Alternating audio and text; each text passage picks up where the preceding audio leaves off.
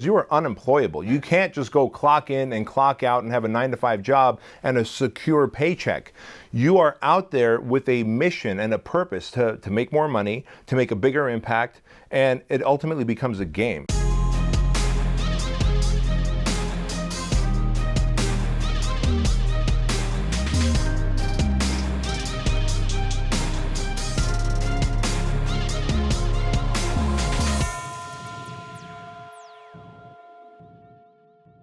If you own a business, then you might pride yourself on thinking big. But are you thinking empire big? Hey friends, welcome to another episode of the Empire Podcast. I'm here with Craig Ballantyne.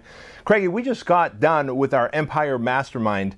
And man, we really had an awesome turnout to the Mastermind. We had some really big names, which we're going to talk about a little bit later. But one of the big takeaways that I got was the dudes in the group, while they're doing amazingly well, all 7-figure earners, we really had to force them to go from thinking big to empire. What were some of your big takeaways where that's concerned? Yeah, so I'm going to call this like empire state of mind, and it's very similar to the E-Myth. It's actually, I guess you would call it the new E-Myth, because the old E-Myth, if you've read that book, it was about working in your business versus working on your business. And the first step to becoming a 7-figure earner is to stop working in and start working on the business. But then when you go and try and build an empire where you're going from $1 million to $10 million, where you're really starting to get multiple locations or just really blow it out of the water, you have to, like you said, think not just big, but different, very, very different. And I know that you can talk about this in a second here, because you were really trying to get these guys out of that little bit of,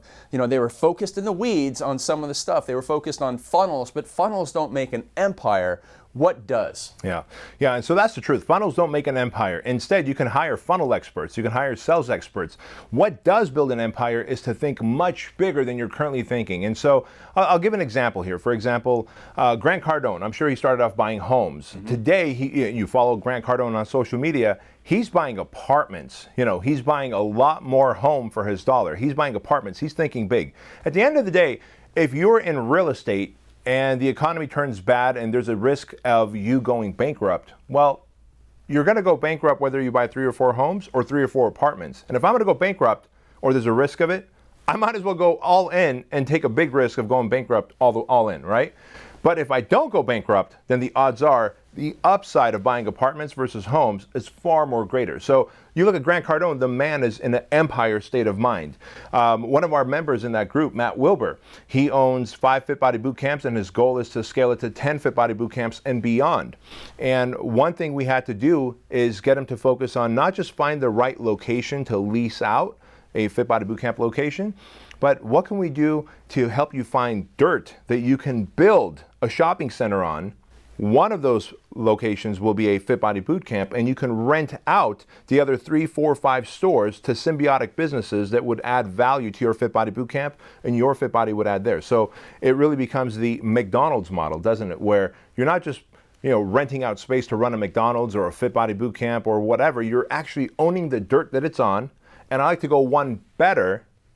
Can you get tenants in there who can pay you money? And once you start thinking that level of empire big, it really is easy. It's just, then it's how many zeros do you want to add to the revenue that you're generating? Right, so you go from thinking, how can I afford the rent, to how can I get people to rent from me? It's a total mindset shift. And, I guess people have to be okay with not just thinking differently, but what other people are going to think about how they are thinking differently. So you're the type of guy who is, thinking of owning the entire block. You're thinking of having your own steakhouse in town here, the BK Steakhouse, because that's thinking big because of all the big things that you do. Why pay somebody else, $500,000 a year when you can just own the steakhouse and take your people to it?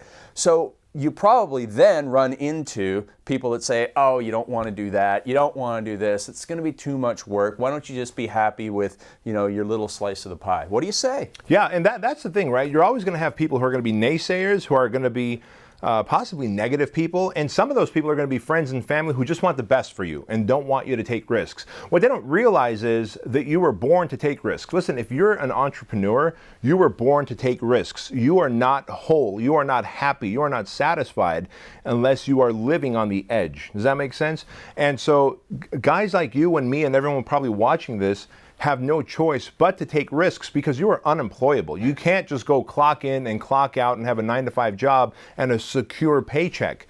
You are out there with a mission and a purpose to make more money, to make a bigger impact, and it ultimately becomes a game. At this point in my life, and I'm very grateful and I'm thankful, we make enough money. We have many properties out here, rental properties, and I'm opening up a private gym, right? So the guys from the Empire can come and work out.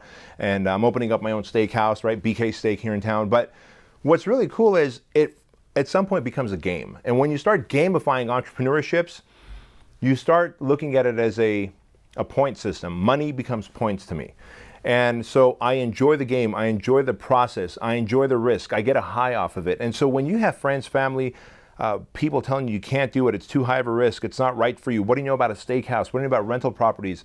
What did I know about franchises? What did I know about franchises just 6 years ago? And today we're one of the top 15 fastest growing franchises on the planet, right?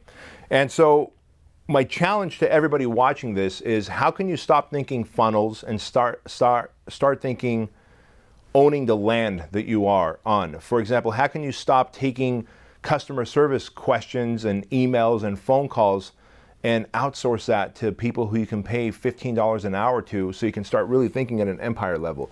Remember, it doesn't take any more mental horsepower to open up one business as it does 100 businesses. The difference is, can you scale a team? Can you get the money? Well, you can go borrow the money. You can bring investors on board. You can go hire the team, find the team. And one day somebody asked me, how exactly do I find my empire team? I said, well, Jason Capital and I started a business, and within a few months, we scaled that business to 7 figures. And the way we did that was not hiring green people and then teaching them skills. We went on LinkedIn, and everyone watching this can do the same thing. You go on LinkedIn and you pay for the account, like the highest level of their account. Yeah, the premium account. It's like $99 a month or something. And you can literally recruit people. That's how I found our HR manager here. That's how we found our social media buyers for our Jason Capital brand. And you can recruit people who are already superstars in what they do. And when you're thinking empire, you don't have the time to build someone up from scratch. You have to literally recruit someone, plug them in, and say go. And if you're able buying speed. You're buying speed. Building an empire is buying speed. Building an empire is letting other people handle the trivial stuff so that you can focus on the big thinking stuff. And as Craig said, get out of the weeds and look at your business from the 30,000 foot level view where you become the chess master. That's empire thinking. Yeah, and I think you said something there that was really, really important. It doesn't take more mental horsepower to open one small business versus opening multiple small businesses with the idea of having the empire. If you're going to think, you may as well think big, right? Sure. Yeah, if you're going to think, you may as well think big. Yeah, and so it means having speed, doing things differently, and not listening to the critics on another level, because you're going to get critics at every level, but this is going to be next level. Like, imagine if Elon Musk listened to the critics. Oh, you can't go to Mars. You can't do this. I mean, people just aren't going to understand you at all. And so, well, I guess the next phase is, how do you find other people who do understand you and can support you? How do you find those empire builder levels? Well, then it's time to start finding groups like our Empire Mastermind. I mean, I suppose this could be a very soft pitch for our Empire Mastermind. Look, somewhere around this video, there's a link that you can click to learn more about the Empire Mastermind and see if it's right for you. But there's networking groups, there's get-together groups, there is social events for people who want to think big and think empire. Like, hell, there's events at Grant Cardone and Elon Musk and Gary Vaynerchuk and all types of empire. Warren Buffett are speaking at. Yep. Go to these events because odds are you're going to be around other empire builders, because you may not be an empire builder, but I can tell you this, through environmental exposure, you hang out with enough empire builders, and so you start thinking like them. Yeah. You know, one of the biggest compliments I get from my coaching clients is when they've been coaching with me for a length of time, and we got a new client on board in a mastermind, the client will ask me a question, and my coaching client who's been with me for a while will go, hey, you know what? I knew you were how you were gonna answer that question exactly to the word, because I've been around you so much. They start thinking like you. So if I want to be like Warren Buffett, I'm going to go to Warren Buffett events. If I want to be like Gary Vaynerchuk or Grant Cardone or Elon Musk, I'm going to go to events and places they hang out and speak at. And through environmental exposure, you start thinking at their level. Great example you gave about Elon Musk was the guy didn't just go, all right, already automotive companies are making an electric car, so let me go and compete. he's not only making a different kind of electric car, the way he sells it through what looks like a Apple store, number one. And he decided that he's going to think so empire-like that he's going to go in the electric automotive industry, at the same time compete against NASA and Boeing and all the big companies with SpaceX, right? Not only exploring space, but now his company, SpaceX, takes more gear to the International Space Station than any other company out there for less cost, right? The government's always paying him now instead of these other organizations. And he's got Solar City going. So he could have done this with either 3 lifetimes, or by thinking empire and hiring teams who are capable to scale his vision for him. And so the other thing that I do want to touch on here before we wrap this particular episode up is, you said you have to think big, you have to think empire, and you've got to think bigger than the people around you who are, negative and maybe kind of hating on your ideas or just trying to alleviate your risk. The truth of the matter is you've also been conditioned to think small. Mom and dad always want to keep you safe. The school system says, what if school system said, we can take you from 1st grade to 6th grade in 1 year? Like, why not?